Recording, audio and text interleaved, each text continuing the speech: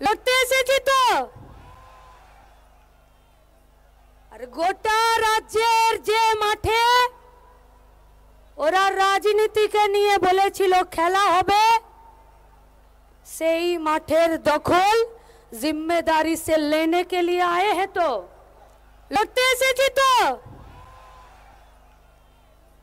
আর গোটা রাজ্যের যে মাঠে ওরা রাজনীতিকে নিয়ে বলেছিল খেলা হবে, সেই মাঠের দখল जिम्मेदारी से लेने के लिए आए हैं। तो লড়তে এসেছি। গোটা রাজ্যের যে মাঠে ওরা রাজনীতিকে নিয়ে বলেছিল খেলা হবে, সেই মাঠের দখল দায়িত্ব সহকারে নেওয়ার জন্য এসেছেন। তো তাহলে আপনাদের একটা কথা দিতে হবে, গোটা রাজ্যের রাজনীতির দখল যখন বামেরা নেয় তখন ডান দিকের একটু অসুবিধে হয়। এই লড়াইয়ের শেষ দেখে আমরা ছাড়ব, বিরোধীদের কড়া হুঁশিয়ারি দিলেন মীনাক্ষী মুখোপাধ্যায়। বাংলায় প্রত্যাবর্তনের ডাক দিলেন ডিওয়াইএফআই এর রাজ্য সম্পাদক মীনাক্ষী মুখোপাধ্যায়।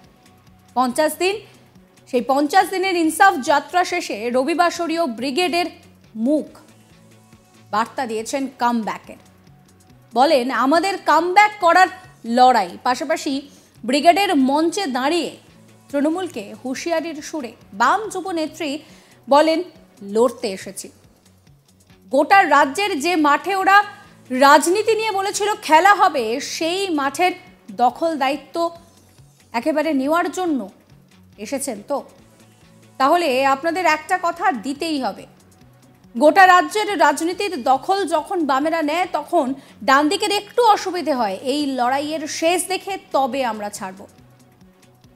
তাতে আমাদের অনেক সমস্যা হবে, কিন্তু মাঠের দখল কারো বাবার নয় যে কেউ নিয়ে চলে যাবে।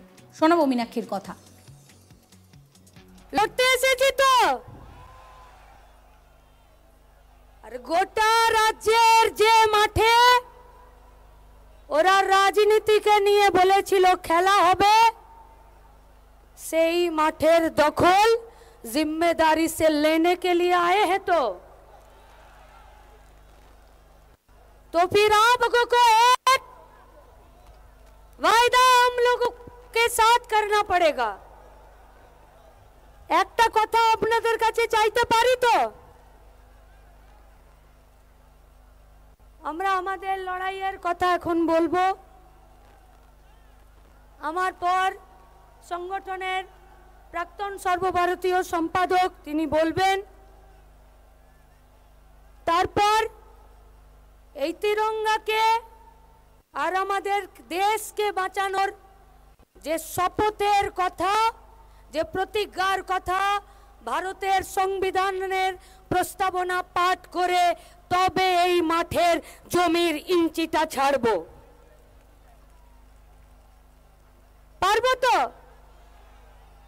এই আমরা এখানে বলছি তো ডান দিকে আমাদের কমরেডরা একটু চিৎকার করছেন যে সমস্যা হচ্ছে।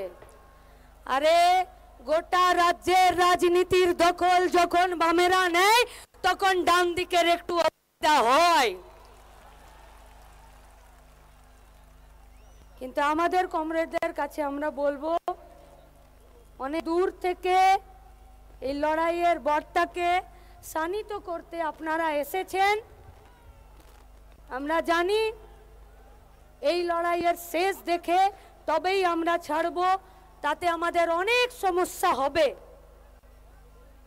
আমাদের অনেক আরো সালেম খানদেরকে পাশে পেতে হবে, আমাদের অনেক অমলা কাকিমা, অমলা মণ্ডলদেরকে আমাদেরকে পাশে হয়তো নিতে হবে। আগামী দিনের লড়াইয়ে বঙ্গবাসীকে বামেদের সঙ্গে সামিল হওয়ার আহ্বানও জানালেন তরুণ প্রজন্মের নেত্রী। তিনি বলেন, 2024 সালে লোকসভা নির্বাচনের আগে রবিবারের ব্রিগেড ছিল বামেদের কাছে অ্যাসিড টেস্টের মতো।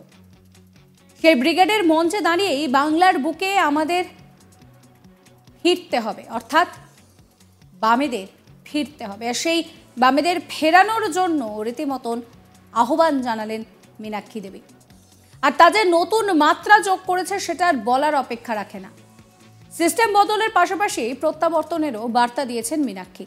2024 সালের লোকসভা নির্বাচনে কাদের দেশের সংসদে পাঠানো উচিত সেই নিয়েও রাজ্যবাসী যাতে সচেতন হন সেই কথাও তিনি বলেছেন। মীনাক্ষী বলেছেন যে কামব্যাক করার জন্য লড়াই। আমরা জানি যে এটা টি20 ম্যাচ নয়, টেস্ট ম্যাচ। এই নিয়ে কথা বলতে গিয়ে সদ্য ভারত দক্ষিণ আফ্রিকা টেস্ট ম্যাচ সিরিজেরও প্রসঙ্গ টানেন। তার কথায় ম্যাচ জেতাতে এই রকম প্লেয়ার নামবে। ডিওয়াইএফআই নেত্রী রাজ্যবাসীর উদ্দেশ্যে বলেছেন, মাথা উঁচু করে বাঁচতে গেলে লড়াইয়ে আসুন। রাজনীতির কারবারিদের একাংশের মত, লোকসভা নির্বাচনের আগে হারানো জমি পুনরুদ্ধার করার বার্তা দিলেন মীনাক্ষীরা। সিস্টেম বদলে কামব্যাকের যে বার্তা দিলেন মীনাক্ষী, তা বঙ্গ রাজনীতিতে নতুন মাত্রা যোগ করলো সেটা বলাই চলে। কি বলছেন তিনি শোনাবো। তাই আমরা বলছি, কে যাবে 2024-এর পার্লামেন্টের ভেতরে? কারা যাবে? যারা এই রাজনীতির বিরাজনীতিকরণ করেছে, যারা এই গোটা রাজ্যে, গোটা দেশের কাজের জায়গা, রোজগারের জায়গা, গোটা অর্থনীতির জায়গাকে যারা টিকিয়ে রাখতে চাইছে, তারা যারা এই গোটা অর্থনীতিটাকে তুলে ধরতে চাইছে, কাজ দিতে চাইছে, কারখানা বানাতে চাইছে, দেশকে রক্ষা করতে চাইছে, তাদেরকে পাঠাতে হবে পার্লামেন্টের ভেতরে, তাদেরকে পাঠাতে হবে বিধানসভার ভেতরে। क्योंकि वामपंथा ही एकमात्र ऊर्जा और शक्ति है যে যারা ঘামের বিনিময়ে টাকা রোজগার করে আর যারা স্বচ্ছতার সাথে দুবেলা ভাতের জোগাড় করে, তাদের হয়ে কথা বলে এই शेरों का बच्चा जो विधानसभा और पार्लियामेंट में जाते हैं। बाकी नीति और आदर्श का बात दीजिए, कुत्ता मोटा हो जाने से कोई शेर नहीं बनता। লড়াইটা নীতির, লড়াইটা আদর্শের। তাই কাজের দাবিতে, শিক্ষার দাবিতে এই লড়াইয়ের শেষ কোথায়? এই লড়াইয়ের শুরু। মীনাক্ষী বলছেন যে লড়তে এসেছি। গোটা রাজ্যের যে মাঠে ওরা রাজনীতিকে নিয়ে বলেছিল খেলা হবে, সেই মাঠের দখল দায়িত্ব সহকারে নেওয়ার জন্য প্রস্তুত তো? তাহলে আপনাদের একটা কথা দিতে হবে, রাজ্যে রাজনীতিতে যখন বামেরা আসে তখন ডান দিকের একটু অসুবিধে হয়। এই লড়াইটা শেষ দেখে ছাড়বো আমরা। শোনাবো তার কথা আরো একবার। লড়তে এসেছি তো, আর গোটা রাজ্যের যে মাঠে ওরা রাজনীতিকে নিয়ে বলেছিল খেলা হবে, সেই মাঠের দখল जिम्मेदारी से लेने के लिए आए हैं। तो फिर आप लोगों को एक वायदा हम लोगों के साथ करना पड़ेगा। একটা কথা আপনাদের কাছে চাইতে পারি তো, আমরা আমাদের লড়াইয়ের কথা এখন বলবো। আমার পর সংগঠনের প্রাক্তন সর্বভারতীয় সম্পাদক তিনি বলবেন, তারপর এই তিরঙ্গাকে আর আমাদের দেশকে বাঁচানোর যে শপথের কথা, যে প্রতিজ্ঞার কথা, ভারতের সংবিধানের প্রস্তাবনা পাঠ করে তবে এই মাঠের জমির ইঞ্চিটা ছাড়বো। পারবো তো? এই আমরা এখানে বলছি তো ডান দিকে আমাদের কমরেডরা একটু চিৎকার করছেন যে সমস্যা হচ্ছে। আরে গোটা রাজ্যের রাজনীতির দখল যখন বামেরা নেয় তখন ডান দিকের একটু অসুবিধা হয়। কিন্তু আমাদের কমরেডদের কাছে আমরা বলবো, অনেক দূর থেকে এই লড়াইয়ের বার্তাকে শানিত করতে আপনারা এসেছেন।